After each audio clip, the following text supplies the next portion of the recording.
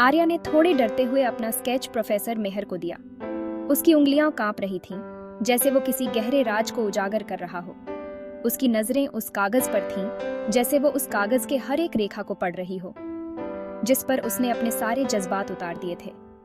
एक अधूरी प्रेम कहानी जो उसके दिल के बहुत करीब थी। हर रेखा, हर रंग उसकी भावनाओं का प्रतिबिंब था। ये स्केच उसकी आत्मा का एक हिस्सा था। एक अधूरी प्रेम कहानी जो उसके दिल के बहुत करीब थी। ये क्या है आर्या? मेहर ने स्केच को घुमाते हुए पूछा। उनकी आवाज में फिक्र और एक अलग सी एक्साइटमेंट थी। मेहर ने स्केच को घुमाते हुए पूछा, जैसे वो हर कोण से उस कहानी को समझना चाहती हो।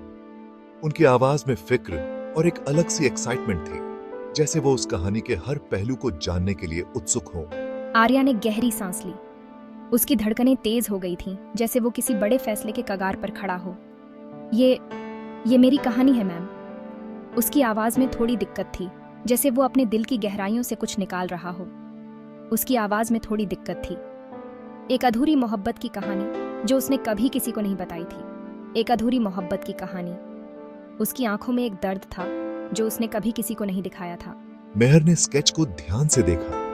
उसकी आंखों में एक अलग ही चमक थी, जैसे वो उस कहानी को समझ रही हो जो अभी तक किसी ने सुनाई नहीं थी। उनकी आंखों में एक अलग ही चमक थी, जैसे वो उस कहानी के हर पहलू को समझ रही हो, जैसे वो उस कहानी को समझ रही हो जो अभी तक किसी ने सुनाई नहीं थी। मेहर ने आर्या की ओर देखा। उसकी आंखों में एक सवाल था।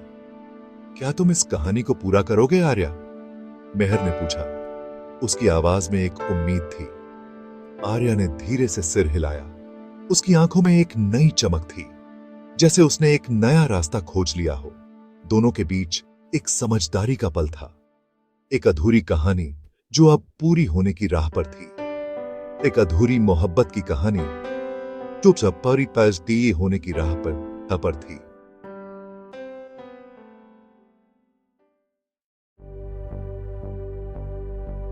मुंबई की एक आर्ट गैलरी जो शहर के दिल में बसी हुई थी, आज कुछ खास थी।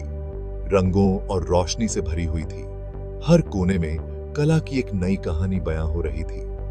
इतने लोगों में एक चेहरा आर्या को अपनी तरफ खींच रहा था। एक जाना पहचाना चेहरा जो उसके दिल के करीब था, जो उसके स्केच से निकलकर सामने खड़ा था। आर्या की आंखों में एक चमक थी, जैसे उसने किसी खोई हुई चीज को पा लिया हो। आरव? आर्या ने धीरे से उसका नाम लिया।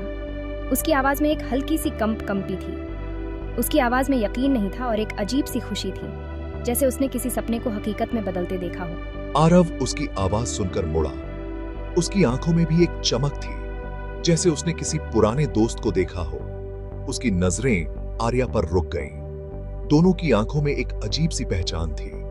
ऐसा लगा जैसे एक पल के लिए सब रुक गया हो। चारों तरफ की हलचल थम सी गई थी। दोनों एक दूसरे को देखते रहे, जैसे बहुत समय बाद मिले हों। उनकी आंखों में अनकही बातें थीं, जैसे बहुत समय बाद मिले हों। उनके दिलों में पुरानी यादें ताजा हो रही थीं। आर्या? आरव ने आखिरकार चुप्पी तोड़ी। उसकी आवाज में एक गहराई थी। उसकी आवाज में भी वही सब फीलिंग्स थीं, जैसे उसने भी इस पल का इंतजार किया हो। तुम यहां? और वो स्केच? आरव ने उस पेंटिंग की तरफ इशारा किया जो आर्या के स्केच का बड़ा रूप थी।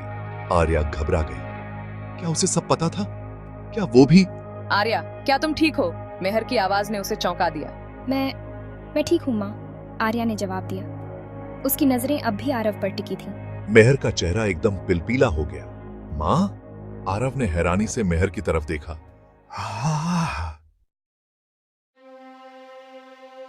तुम दोनों एक दूसरे को जानते हो? मेहर ने पूछा। उसकी आंखों में चिंता और आवाज में घबराहट साफ झलक रही थी। उसने आर्या की ओर देखा, जैसे जवाब की उम्मीद कर रही हो। उनकी आवाज में घबराहट साफ थी।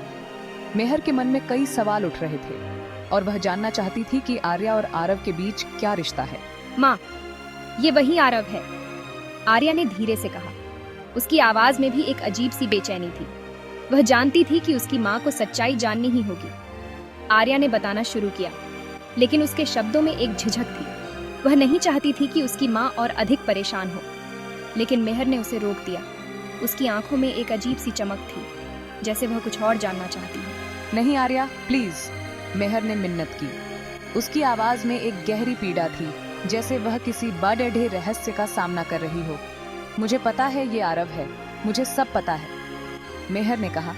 उसकी आवाज में एक अजीब सा आत्मविश्वास था। वह जानती थी कि अब और छुपाने का कोई फायदा नहीं।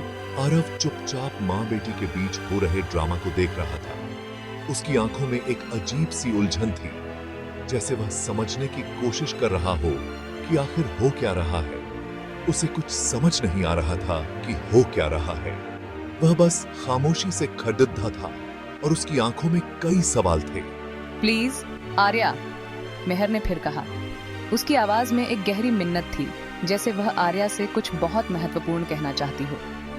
मुझे नहीं पता था कि तुम यहाँ हो, मेहर ने कहा।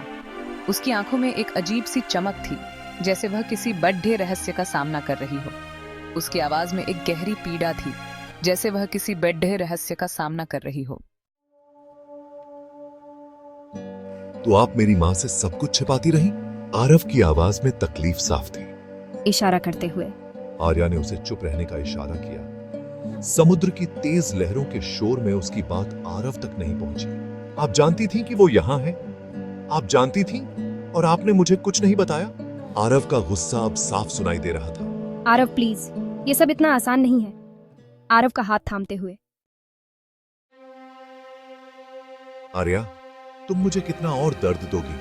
आरव की आवाज टूट रही थी। आर्या की आंखों में आंसू आ गए। मैं तुम्हें दर्द नहीं देना चाहती थी। आरव, मुझे माफ कर दो। बस क्या आर्या?